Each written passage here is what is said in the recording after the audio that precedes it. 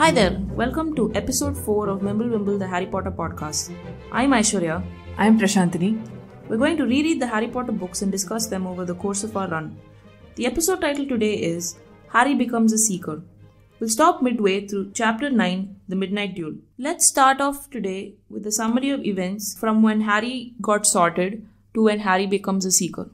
After getting sorted into Gryffindor, Harry attends his first feast at Hogwarts. Dumbledore welcomes them and instructs them not to go to the third-floor corridor if they don't want to die painfully. Harry experiences a sharp pain on his scar when he looks at Professor Snape. Over the next week, Harry and his housemates attend their classes, which are exciting, intriguing, and sometimes boring. Harry finds that Professor Snape, who teaches potions, hates him and seems to favor Malfoy and the other Slytherins. Harry learns that there was a robbery attempt at Gringotts and realizes that the vault that was targeted must have been the exact one Hagrid emptied on their first trip to Gringotts. The gang attends their first and only flying lessons, where Neville Longbottom ends up breaking his wrist. Malfoy and Harry have a mid-air fight over Neville's Remembrall. When Malfoy throws it away, Harry flies and makes a spectacular catch, which is seen by Professor McGonagall, who takes Harry to someone called Wood. Wood and McGonagall decide that Harry should be the Gryffindor Quidditch team's seeker. At the end of the sorting, just after Ron gets sorted, there's one more student who gets sorted, Blaise Zabini, right? I read a lot of fanfiction for people who don't know me personally. I've always found it fascinating to read fanfiction about like the pivotal sorting moment, right? Like when people get sorted in different houses, different things tend to happen and stuff like that. There was a huge gap between book 5 and book 6 especially. So a lot of people have sometimes written their versions of book 6 and 7. Some people have written what would happen if during, like, you know, at the end of his 5th year during the summer, something happened and Voldemort just like died, like in one corner somewhere.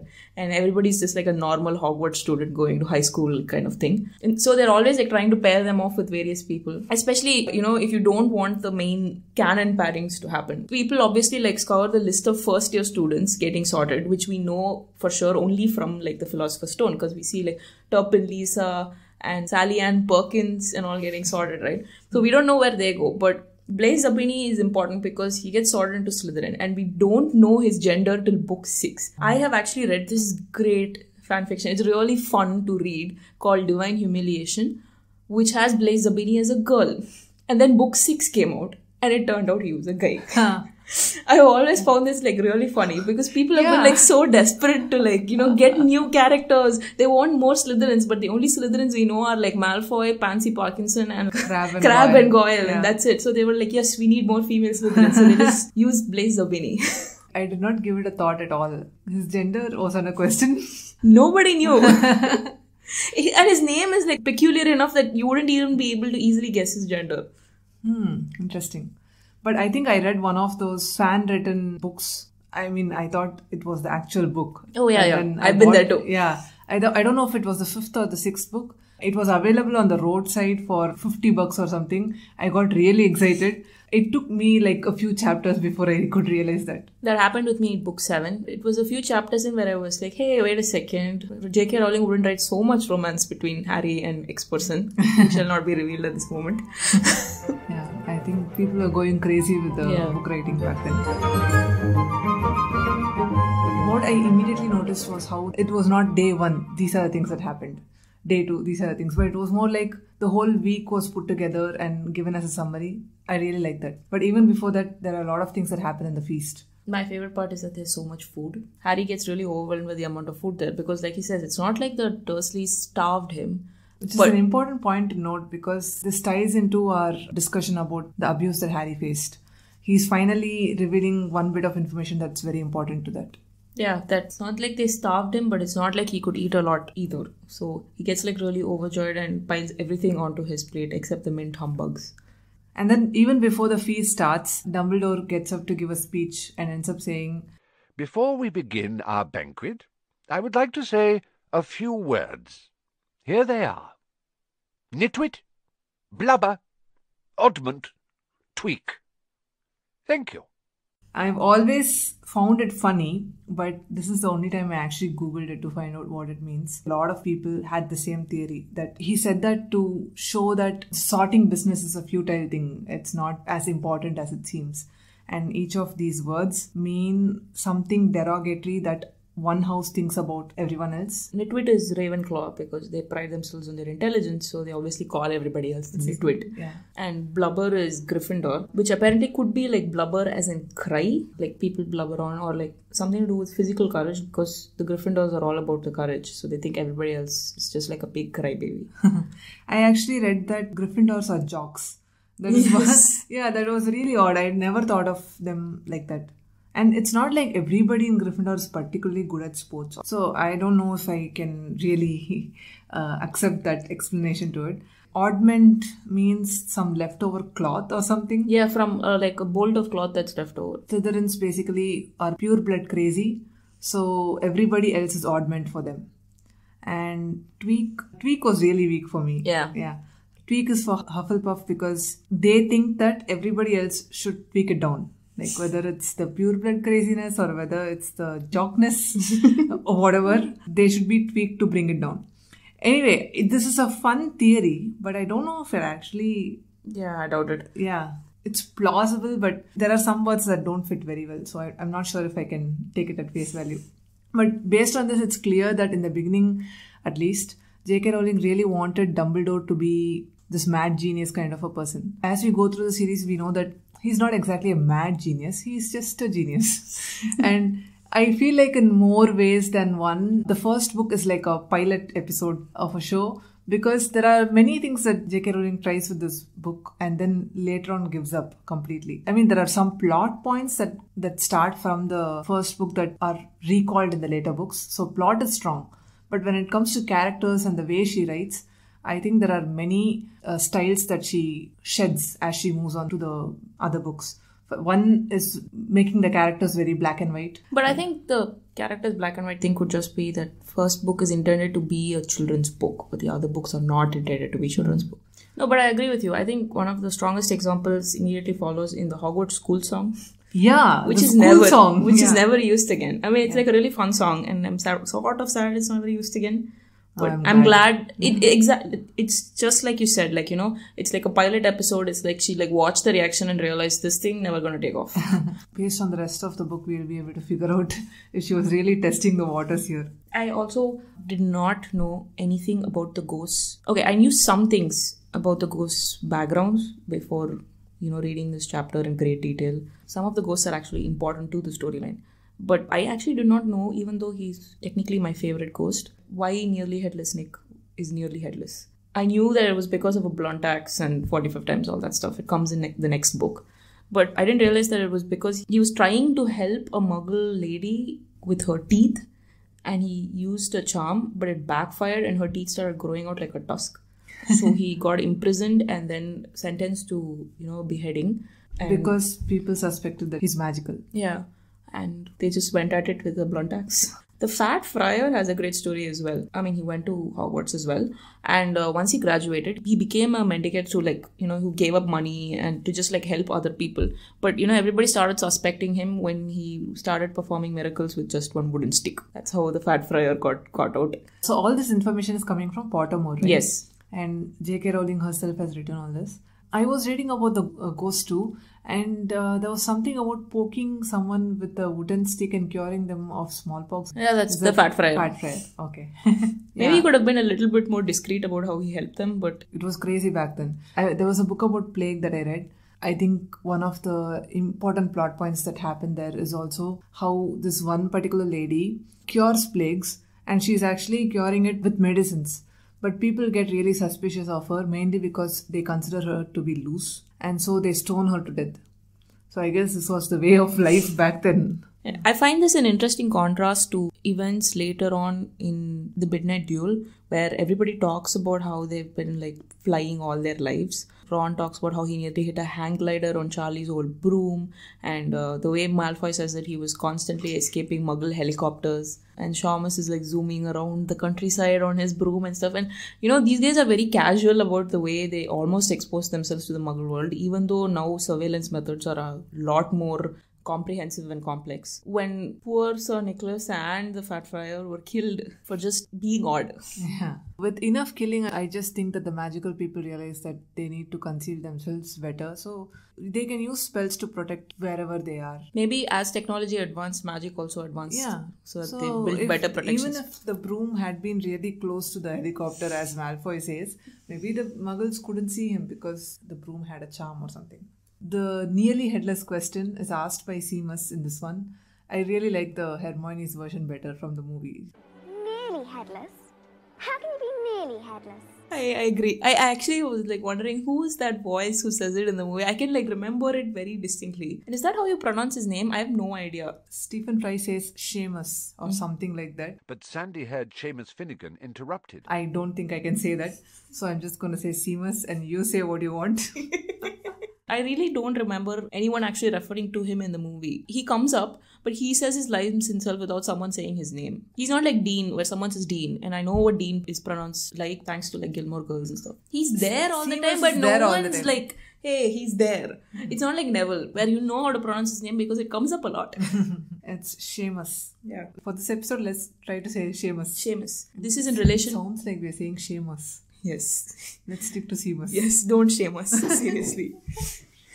During the feast, I was really surprised to find out a sort of similarity between the childhoods of Neville and Seamus. How? And the article that you wrote about the unhappy childhoods of the characters of Harry Potter. And these guys don't exactly have like happy background stories either. I mean, Seamus's mother did not tell his father that she was a witch until after they got married. And I expect that did not lead to any kind of pleasantness for a while at least. No, he said it was a real shock to him. But what I thought was it would be a very interesting rom-com. Yes, I would watch that. Yeah. And then Neville talks about how like everybody was like convinced that he was not magical and his uncle pushed him out of a pier once. I cannot imagine what that must have been like. He dropped him out of a window. Yeah. What if he died? Neville nearly drowned once. It's really hard. Yeah. It is clear the progression of his terrible childhood to his terrible adolescence is very clear. Yeah. Poor Neville does not get a break until he becomes an adult. This is insane theory that I read. It's not really a spoiler, so I'm just going to say it. Neville is so bad at magic till around the 5th year of Hogwarts, and then he becomes like incredibly cool. He does become cool. So that's because for so long Neville has been using his father's wand, it seems. He gets a new wand. He says that he gets a new wand from Ollivander's. He does say around that. time. Oh, I never realized that. That theory was about what the Remembrall was trying to remind him, and it was insane. Okay, their theory was that the Remembrall was trying to tell Neville that you forgot your wand, meaning you forgot to buy your own wand. I don't believe it. Yeah, I don't believe that either. Anyway, let's could have been any number of things, including like you forgot your backpack in the dorm. Oh, actually, in the movie, he forgets his robes. Oh. Everybody else is wearing the black robe and he's not. I think that was an interesting Easter egg. Yeah, that is a fun Easter egg. Back in the feast, there's a very nice and obvious exposition going on. Since we already know that Muggle families can have wizards and witches because of Hermione and Lily. And we also know that there have been long-standing wizarding families too. We see one variation where Seamus is half and half, right? And there's another variation with Neville where his parents were magical, but people suspected that he wasn't. So this is like all kinds of permutation and combination is done here. Yeah, that is fun. I didn't notice that. When they leave the Great Hall to go to the dormitories and they come across Peeves carrying a bunch of walking sticks. I don't know where he got so many walking sticks from, but fine, he has walking sticks. I found it interesting that Percy says that only the Bloody Baron can control Peeves. How can another ghost control Peeves? During the feast, Bloody Baron is sitting next to Malfoy and Harry notices how Malfoy seems uncomfortable. Because he's covered in blood. Yeah, I think that is the main appeal there. Oh, but I think that's how he's... If he's silver and he's covered in blood, it'll also be silver. Yeah, I don't get it. It could be covered in water or chocolate for all everybody else knows. Chocolate maybe. Water is transparent again. Yeah. I mean, how can anybody control Peeves? But I think later on we find out that ghosts are also affected by magic, like affected by spells. So in a way, wizards and witches can control the ghosts, but I don't know how Bloody Baron can. I also found it interesting that when I was trying to look up stuff about Peeves, that he has no origin story. And that J.K. Rowling, like, she thought, but I don't know why she said she thought, because it's like, yeah, you only think. But yeah, so her idea is that Peeves is as old as Hogwarts itself. He's part of the foundation, like dry rot. I think one of the biggest questions which I've always had is why Hogwarts, the school, the architecture and the people are so complicated. There are difficulties everywhere. There are 142 staircases, and then there are moving staircases. There are doors that are not doors. Then there's Why thieves. are walls pretending to be doors? Yeah. So I was wondering if that was just magic gone wrong. Is it like a wizarding equivalent of building a staircase to nowhere? How does it make the place seem more appealing to kids who are reading these books? I don't understand. Well, I think it's fun. When I was a kid and I read that thing about how like a wall pretending to be a door and trick staircases and you have to jump over stuff, that seemed like really fun. Like, whoa, complicated stuff, and like every day is a trial. But I also think that maybe in Harry Potter there might exist pockets of wild magic, maybe things that are not necessarily like man-made, and at Hogwarts might be in a particular pocket because later on in the series we found out that electrical instruments don't work at Hogwarts. Oh, I thought this that is was in context because of a spell or a... It could be. We don't know why. It could be. But I also thought that it might be because of, which is why there might be the forest with so many creatures like living there. Hogwarts might have been built in that particular location because of that wild magic part, which is why they're teaching students there, because there's so much magic around them that it's easier to tap into your own when there's so much there. There's a potential that if you do like a long lasting spell like something on a door, it could go wrong eventually because it's going to be there for hundreds of years. Yeah, that makes total sense. Oh, even before they start going to the dormitory, a very important event happens. Harry's scar hurts. Yeah. Like first time in forever. And because a greasy guy With hook nose. stares at him. It's not even like he stares at him. He looks into his eyes. I'm reading a romance novel right now and I'm misconstruing everything. Oh. So he looks past Quirrell's turban and... Once he sees him, his car hurts. He just What says, was your first reaction ever, like when you read about Snape? I did not care. Like, yeah, okay. Snape is there. Did you think that he is the villain of the story? Yeah. I'm very susceptible to any kind of belief like that. So I was always thoroughly convinced that Snape is the villain. Like in the first book and later on in the series, this is not even like a one-trick plot. It comes up repeatedly that Snape is the villain. I believed it every time. I was like, Snape is the bad guy. I totally believe you, Harry. I think that is how it is made out to be, and it's okay if you believe that. Yeah. I mean, there's nothing about Snape that I particularly liked or wanted. I didn't want to champion him in any manner whatsoever. He wasn't like that character that I had connected with and I wanted to desperately believe in no matter what happens. To the extent where I even like stop reading or stop watching because I connected that character so much. And the way he behaves to Harry, especially later on in the first class that they have. Yeah, does not endear him to any particular character. And to be fair, when I was a child, I read this book for the first time when I was like 11 or something. I did not have any teacher who I could liken to Snape. I had a McGonagall, so it was easy to make the connection between... Even I had a McGonagall. I did not have a Snape personally, but some teachers become Snape to some people. That never happened to me, and I wasn't very observant about what happened to everybody else, I guess. I had a Snape when I was like 16. I wouldn't even call her a Snape because I think Snape would be upset by the comparison. Oh, I did have a Snape, but she was not my subject teacher. She was my NCC trainer. She was like that, yelling at me for no reason, trying to pull me down all the time. A very bad quality in teacher. Yeah, I agree. I thought Alan Rickman, I thought he was a very bad choice for Snape. For some reason, I thought he'd be very thin and lanky. And Alan Rickman is not that thin and lanky. His voice is good, but you can barely make out what he's saying. But that's the point. His voice is supposed to be soft, right? Like as Harry notes, he has a gift for being heard even if he's not being loud. Just like McGonagall. It was interesting that he's after another teaching position, but he's stuck with potions. But he seems to love potions. I also think, it's just your previous point about keeping his voice quiet deliberately. I always think that quieter threats are scarier than if someone yells at you, which is why I think Snape is so effectively scary because his voice is quiet and you have to lean in to hear, which means you're like leaning into his web sort of. So I completely sympathize with Neville. Actually, I think everybody is slightly scared of Snape, but no one to the extent of Neville. Neville is the most affected. But his target mainly is Harry, but he's not really scared. Having someone yell at you is he's just used to it. Yeah. But I thought that this absolute non-reaction to it was very mature of him, actually. Yeah, I would have cried. He just thinks that it's unfair. And sassy Harry just comes out where he's like... I don't know, said Harry quietly. I think Hermione does, though.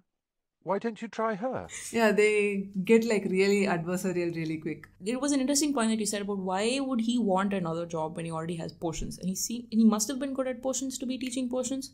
And he seems to be in love with it. He's like, I can teach you how to stop her death. Brew fame, bottle fame, brew glory, and stop her death. And the speech is excellent. In the movies, Harry will be making note of these things. Brew glory, stop her death. I forgot about that. Yeah, I forgot about So it. stupid. Yes. The scene that happens in the movies is much better than what happens in the books, in the potions class. Oh yeah, I agree. And I think that's mostly because of Alan Rickman. Yeah. It took a long time for me to actually appreciate his talents. The dialogue itself is slightly different and slightly modified, just enough to make it catchy. So in the book, I think he says, clearly fame isn't everything. But in the movie, he says, Clearly, fame isn't everything, is it, Mr. Potter? I cannot imagine what it must have been like to film that scene and then see him around set. Like, he has to be constantly in character like that, right? He has to be like all like soupy and scary. And to be fair, the teachers in Hogwarts are not the primary people in the screen. not all the teachers. I mean, Snape is around a lot. Sprout is never around. And my favorite thing about Flitwick comes up like 2 books down the line, where he's teaching the doors to recognize the picture. He has treated really unfairly. Yes. In the first week at least. Yes. He reads Harry Potter's name and he topples out of sight. Yes. It's really funny though. It's really interesting that he's a dwarf. He's a dwarf. Right? Yeah, and it's just casually mentioned. Like, they actually don't mention the word. So it's like there's Hagrid who is almost a giant. It's nice. I think I like the diversity. I didn't really appreciate Flitwick, the actor, in the movies because Flitwick himself doesn't have a big role to play. Why would the actor have a role to play and stuff? But he actually comes in a Doctor Who episode and he's really good. I'm sad that he didn't get a larger part in the series. Let's just go back to when Percy was reading the first years to their dorm. Percy is really overestimating the power of being a prefect. He's like... He usually gives us a reason why we're not allowed to go somewhere. I do think he might have told us prefects at least. And he's like, Peeves doesn't listen to us prefects also. You just became a prefect. Nobody will listen to you right away. That is true. He actually acts like he's been a prefect. Power. Yeah, he's been a prefect forever. Yeah, and he leads them to the entrance to the Gryffindor dorm, which turns out to be a painting of a fat lady in pink silk. And the password is Caput Draconis, which apparently means dragon's head. So I was Googling Caput Draconis and I read this amazing article written by someone who works in cryptography, I think. I wasn't certain. They written about how, like, when they were watching the movie, the first thing that came to mind was nobody looked around to see if there were any other houses near them. What if a Slytherin had been lurking nearby and he heard the password? And there's no 2-factor authentication. These kids don't know how to be careful about their passwords. The title was, Why is Caput Draconis such a bad password? It will be Caput Draconis, ! Yes. 1, 2, 3. But the Gryffindor common room is like everything I want in a reading room. I completely agree. I think squashy is the perfect descriptor of an armchair. All armchairs must be squashy. And there's a fireplace and there are chairs arranged around it. But to be fair, if I had been studying there, I would not have been able to get those fireside chairs ever. Yeah, me neither. I would have been bullied into giving it up. Yeah, I think if we maybe done it in the middle of the night. Like a lame person? Yes. Sure. 1 in the morning, wake up and come and sit in the chair. I was surprised to discover, and so this isn't something I paid a lot of attention to when reading the series when I was younger. But it became more and more obvious as the books go on because only the same set of characters keep coming up again and again. There are only 5 first-year boys in Gryffindor. I always thought there were a lot of them and this was just one particular dorm of Gryffindor first-year boys. But there are only 5 first-year boys. Not a lot of magical people around. Yeah, I know. I was just like really surprised. And then once I noticed that, I kept noticing it again and again. There are 20 students attending flying lessons, whereas I thought 20. I don't know what I was thinking as a kid. Very dumb, I guess. You cannot have an overpopulous place. If it's overpopulous, it becomes a dystopian story rather than a fantasy story. No, I don't mean overpopulous, but more like I always thought of it as there were more kids, which is why I was amazed by the decorations of the dorm rooms as well. 4 poster beds for so many kids is like a huge thing. That means the castle is ginormous, right? The castle is described as ginormous, but even throughout the series, there are very few places that we actually see. That's because Harry belongs to Gryffindor and he spends a lot of time in Gryffindor Tower. Yeah, but look at Dumbledore issuing that notice. And finally, I must tell you that this year, the 3rd floor corridor on the right-hand side is out of bounds to everyone who does not wish to die a very painful death. Is that the only corridor in the 3rd floor on the right-hand side? I guess. You're right. Like, he never gives anything more specific, like next to this painting or next to this statue. Or I don't understand why he would announce it instead of just putting like some yellow sticker tape there being like door enter. Or just magicking the doorway so no one can see it. But more on this later. Harry has this incredible first day. When they go to sleep, he gets a dream. I don't believe in dream interpretations. I don't believe in interpretation of dreams even within the Harry Potter universe. There are some very obvious dreams, like they are meant to be read into. What I really like about J.K. Rowling is she describes a lot of dreams that Harry has, and most of them are very random. I think she wants to mislead you into thinking that something's happening, that you're supposed to pay attention to the dreams. But I just think that dreams are dreams. They are random, and she wants those things to be a part of Harry's life. So I thought his first dream on the first night, I thought there'll be an incredibly ridiculous explanation for the dream somewhere on the internet, and I was searching for it. To be honest, it was not as ridiculous as I thought it would be. So the dream was about Quirrell, Snape and Malfoy. And the explanation was that even though Harry is consciously not thinking of Quirrell as a bad guy, his subconscious mind equates him to Snape and Malfoy. Who he knows as bad. Oh, yeah, I don't that's think the about most ridiculous interpretation. That's not so ridiculous at all. And I'm not surprised that you don't believe in interpreting dreams considering some of the ones you've had. Yeah. Most of my dreams involve someone trying to murder me. It has not happened yet, and so I don't believe in dreams. After the dream, the next chapter begins, The Potions Master. I'm reading the illustrated edition of Harry Potter and the Philosopher's Stone by Jim McKay. And he has a portrait of Snape as well. And this Snape is not as good looking as Alan Rickman. Like, his hair is greasier. And I've noticed that a lot of people, when they're trying to make fun of Snape, just bring up the whole hair thing. When there are so many other things you can use. His hooked nose. Or the fact that he's always dressed in black like some overgrown bat. I think J.K. Rowling uses the exact words to describe him at some point. Overgrown bat she does. No, but I saw this amazing BuzzFeed post also where someone bought a figure of Alan Rickman as Snape. And he has like these long robes, right? Like even his hands, they're hanging off. They're called butterfly arms or something, I think, when you have that much fabric hanging off your arms. And you can like move the hands. It looks like you could flap his hands. The chapter actually starts with people spotting Harry, pointing at him and exclaiming, There, look. Where? Next to the tall kid with the red hair. I truly feel bad for Ron because I hate being that person. The descriptor for someone else. In school and college, I hung out with at least one or two friends who were like incredibly popular. I would be the tall kid next to whom the popular kids are. And people might know me just because I hang out with them, but they might not know my name at all. It's actually worse than being a nobody. Yeah, I agree that. This becomes a really big plot point later on, for Ron especially. But he's a boy and he's been overshadowed by his brothers all his life up till that point. And again, he's overshadowed by a friend. Maybe if they had started the school like when you're 16 or 17, I think he would not have been friends with Harry. By that point, he would have been like, I'm done being overshadowed. Maybe at this point, he just thinks of it as, it's something that sets me apart. I'm not just a Weasley doing things that all my brothers have done. Look, I have a famous friend. I don't know if he's thinking that much. That's my problem. I think if he's thinking that much, he would have not been friends with Harry at all. I think Harry seems mature enough to draw a line. He's like, I'm done being bullied. Over a span of 1 or 2 months, he's really changed. Yeah. They attend a bunch of classes. Harry actually does get disturbed by the fact that everybody's pointing at him because he thinks it's making him late to his class. It's getting him confused. I can totally understand that. Yeah. Imagine if you're like walking around thinking it's the right direction. You see someone cross you and then you see someone cross you again and you're like, what? Am I in a loop? This is Groundhog Day. But all of his classes sound really fun. Learning about herbology, the greenhouses, and then, Wednesday nights going up and studying the stars. And then Transfiguration and charms. What is your favorite subject? Transfiguration. I thought transfiguration and charms are somehow physics-like. Potions is obviously chemistry. Yeah. Herbology is botany. That's it. I guess they don't need language studies. Yeah. It's really strange that they don't teach them languages. But I guess if you could have a spell that would help you interpret. You know how they have the Babelfish in...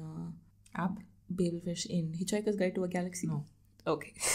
So the app is actually named after the fish from the series. So maybe the wizards have some equivalent of that. No, but it's not even learning other languages. Where do they learn grammar?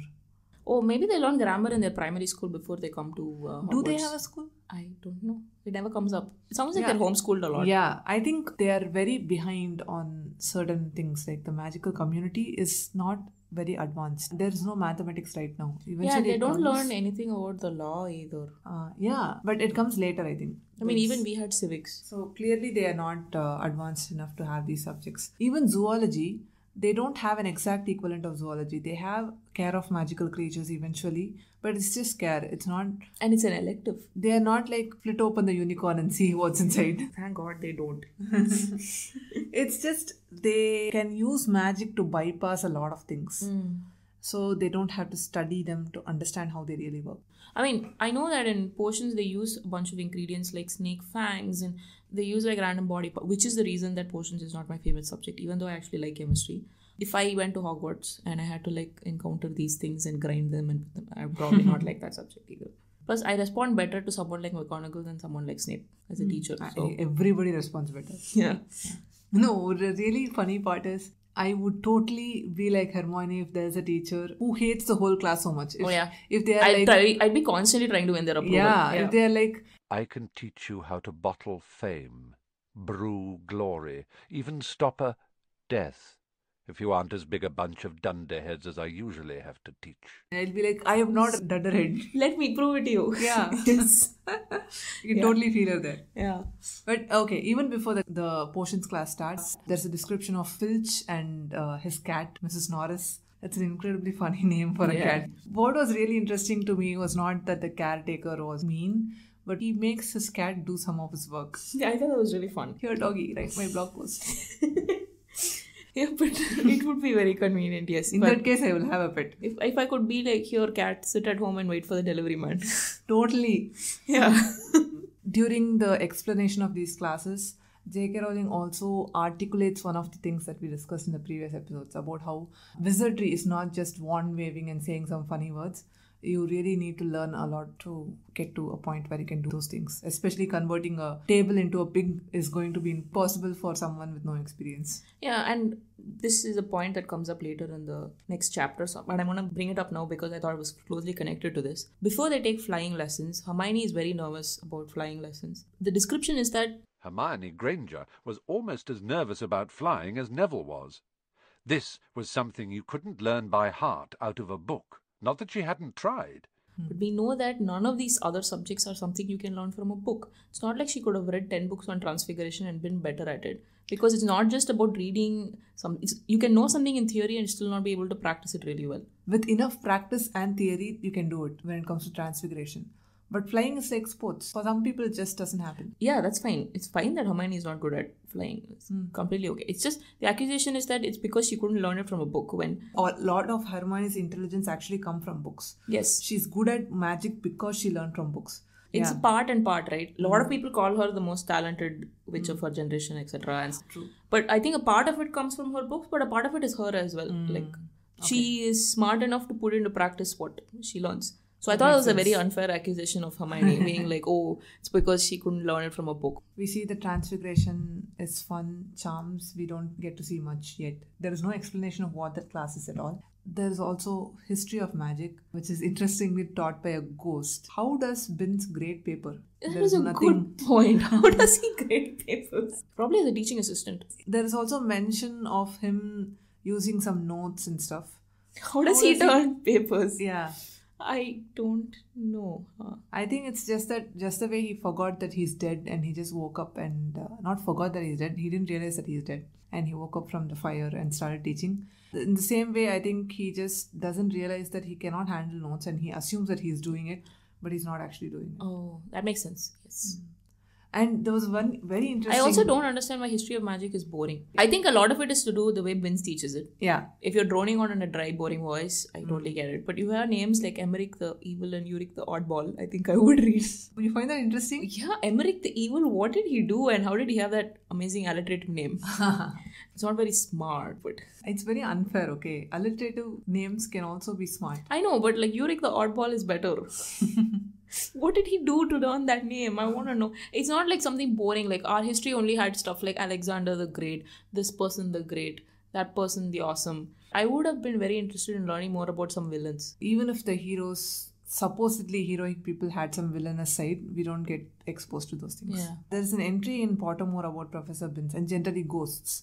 J.K. Rowling has said that The inspiration for Professor Binns was an old professor at my university who gave every lecture with his eyes closed, rocking backwards and forwards slightly on his toes. While he was a brilliant man, his disconnect to his students was total. This reminds me of a story that my brother told me recently about a professor at his university who apparently turns his back towards his students and teachers. He's apparently very smart as well, and he gives them a lot of useful information, but even if you have any questions, you cannot ask him because he's not looking at you. Binns also adds to your diversity thing. Dwarf, giant and ghost.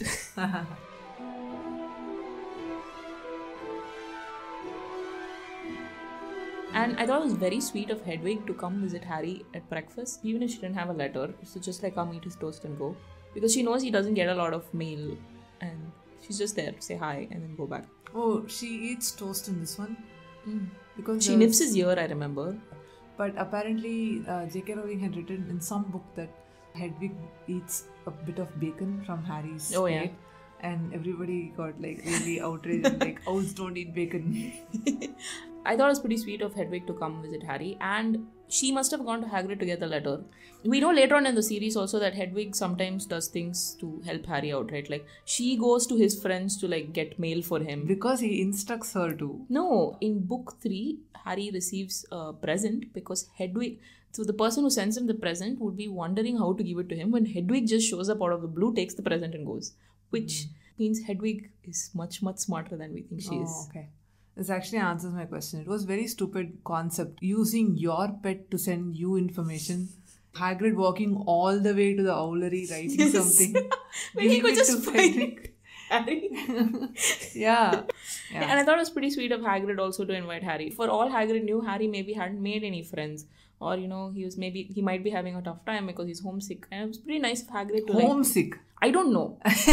We don't know what Hagrid was thinking, but it was pretty nice of Hagrid to just like, you know, be like, hey, why don't you come and hang out? I know that I am the only person that you know here. Oh, it could just be that he's fond of him. Yeah, but it's a nice gesture. Yeah, it's a nice gesture. Actually, it was pretty nice that Ron is also like, hey, can I also come? Yes. That was nice. It's a nice blooming of friendship. Yes. Okay, so finally the potions class happens and Harry is like humiliated by Snape. I mean, there's a description of the potions classroom where they say there are various pickled animals in jars. And I completely believe that Snape did it deliberately to like scare faint of heart people. Initially, Harry thought that Snape doesn't like him. And after the class, he's convinced that he hates him. I really like that when he asks him questions continuously, Hermione is trying to catch his attention. And eventually, she gets so frustrated that she's standing up and she's raising her hand. I love Hermione. It says a lot about Snape though, that no matter what reasons he might have, that he chooses to bully a 11-year-old.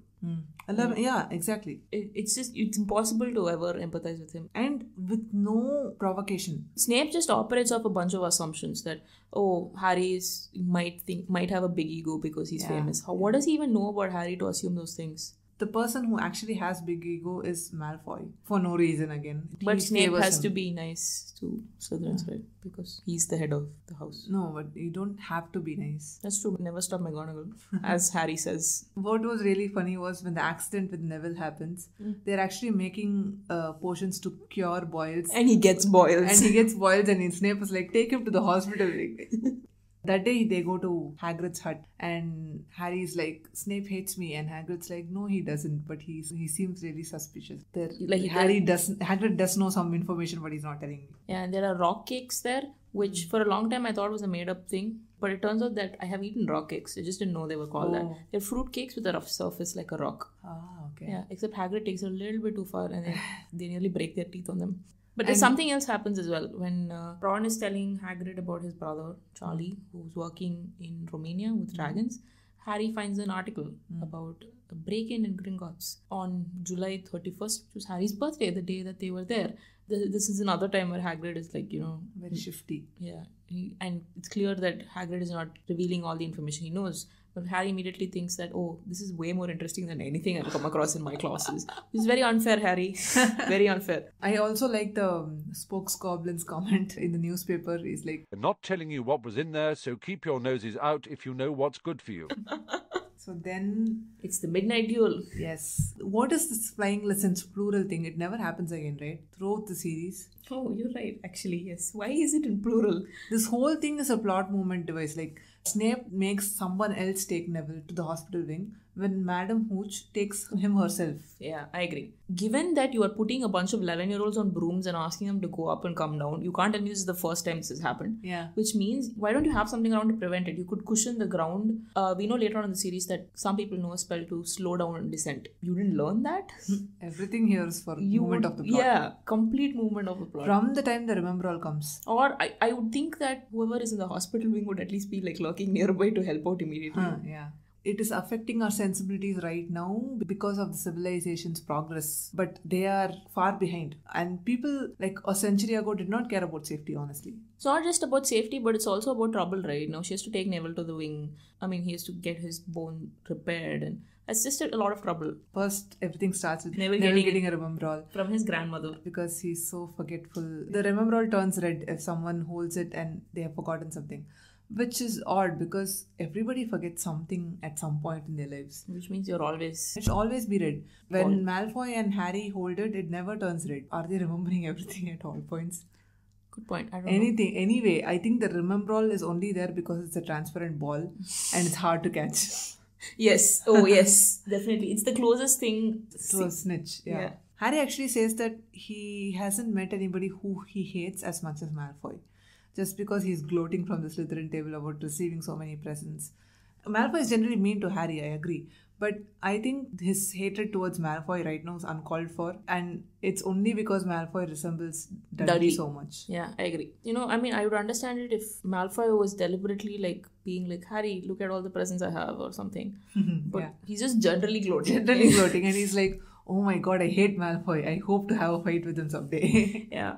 And then people get really excited because there's a pin-up about flying lessons and everybody starts talking about Quidditch. That's when they talk about when they rode brooms and what happened. And then Ron talks to Dean Thomas about football and he finds it ridiculous to find a game fun when there's only one ball involved and no one's flying. I completely agree with you, Ron. That whole part about like Dean has a picture of his football team and like Ron's trying to prod and make the players move. Finally, they go to the flying lessons and it's with Slytherins. The things that Madam Hooch teaches them. Stick out your right hand over your broom, called Madam Hooch at the front, and say, up. Happens only now. Yeah. It never happens again. I agree. Is the up implied later on? When? Whenever Harry flies. He never says up. They just pick up the broom. I think up might be like a training wheel kind of thing. You say it initially, but after that you might even say it mentally, and if your broom is connected to you, it will come up to you. In the movies especially, when they like just start flying, they just like literally just pick up the broom, sit on it, and it just like zooms off. It also makes sense that they would try it out first without putting their weight on it. And then Neville is taken away to the hospital wing and the Remembrall is lying around and Malfoy is like, did you see his face? The great lump. And Harry is like, here's my chance to fight with him. No, weirdly enough, we meet two new characters here, Parvati Patil and Pansy Parkinson, both of whose names are alliterated with the same letter. But also our first Indian kid mentioned. Feels like Parvati and Pansy have a lot more history than is let on later in the series, because when Parvati says leave it alone, Pansy is like, I didn't think you would stand up for Neville. Like, why did you say that? What do you know about her? No, I think Parvati is probably better looking. So? I don't think you would go out with someone like Neville. No. Go out. Oh. Okay, like that. You would stick up for something. Yeah. I just thought it was like, hey, there's a lot more history here than I realized. I thought that it was very interesting that J.K. Rowling's pet peeve when it comes to women being mean revolves around them equating self-worth to a guy. Throughout the series, the only comments that Pansy makes are about men. Yeah. I think that's like the one thing she hates in women then. Yeah, and then like Harry does immediately be like, this is my chance to have a fight with Malfoy. Except Malfoy is like, I won't give you back the Remembrall, I'm going to fly off with it. So he jumps on his broom. And Harry is like sad to note that Malfoy is a good flyer. But then he realizes that maybe he's not so bad either. I can't believe he just like jumped on a broom and took off. The description actually makes you believe it because he's so angry. He's feeling his pulse in his ears. He just makes a rash decision there. It's clear that he would never do something like this when he's thinking rationally. He just flies after him and he realizes that he could fly and it feels wonderful. Malfoy is really surprised. I also remember how Malfoy gets rid of the Remembrall from the movie. He just like randomly tosses it off, and Harry has this breakneck chase sort of thing where it ends in front of the tower where McGonagall is sitting in. But in the book, he just like tosses it to the ground and Harry has to go into a steep dive to get it, which I think is actually harder than what they It's showed in the harder, movie. yeah. He still manages to execute it really well. Yeah. Like you said, plot movement device basically. McGonagall just randomly showing up and seeing it and then being like, whoa. When Harry follows Malfoy, Hermione just says that you don't know how to fly in the book. In the movie, again, it's amazing. She says, What an idiot. I really love her delivery. She's so cute. She's very cute. And when McGonagall stops outside a class and she says, can I borrow wood? And Harry's like, is wood a cane? She's going to use on me. Oh, did you expect something there? I actually don't remember. I didn't expect anything there. And then it turns out that he became a seeker. Actually, they don't really explain what a seeker is. There's like a suspense building up and all that. It's nice. I love how completely not starstruck Wood is. He's only concerned about Quidditch. He's only concerned about how well the Gryffindor team can do. Yeah. Which we later on see as well, repeatedly in the series. One note character. So I literally do not care what is happening around me. I remember movie Wood clearly because he's like really hot. But the book Wood is described as burly. Movie Wood is actually kind of thin and good Very looking. thin. Yeah. Okay. He is. Well, they don't mention anything about the looks in the book. So. Yeah. And then we also see that McGonagall is very enthusiastic about Quidditch and looks like Snape is also enthusiastic about Quidditch. And they seem to have some kind of Cold War going on because of it. That was really fun. Fun insight into how their lives are. Yes. Like, it seems very normal. There's like no giant plot and all. It's like, oh, this is a school game. I mean, there's a sport they play in school and there's a rivalry based on fairly normal. And it's big of McGonagall that she's not punishing Harry for what he did at all. She's so consumed by her liking for the game and for the Gryffindor team to win that she is okay with overlooking a rule. And she's one of the strictest teachers there. I agree. It is pretty surprising that McGonagall doesn't choose to take away any points whatsoever or like give him detention, but instead just says, Your father would have been proud. He was an excellent Quidditch player himself. Yeah, that must have felt amazing. One more observation I had when I was reading this chapter is that Malfoy is a living example of what Harry would have been if he had been brought up by a visiting family. So entitled, so arrogant, and taking everything for granted. I think that's a really nice contrast that he is actually adversarial with someone who he might have turned into. Yeah, I agree. And if Harry had grown up in the Wizarding world, he might have even been worse than Malfoy because Malfoy only grew up as a Malfoy, pure blood Malfoy. Yeah. But Harry would have been like savior of the Wizarding world and you'd have probably been friends with Malfoy also. So that brings us to the end of today's episode. Thank you so much for listening. So in the next episode, we will talk about the events leading up to Harry getting a new friend. That's chapter 10, Halloween. If you like this episode, don't forget to rate us on iTunes and subscribe to our podcast on any of your favorite podcast apps like Pocket Casts, Stitcher, even YouTube. If you have any comments to share with us, just drop by our website, mimblewimble.in, and leave us a comment there. If you think that we missed something or if you found that something we said was wrong, don't forget to point it out by dropping a comment in our website. So until next time, bye-bye. Bye.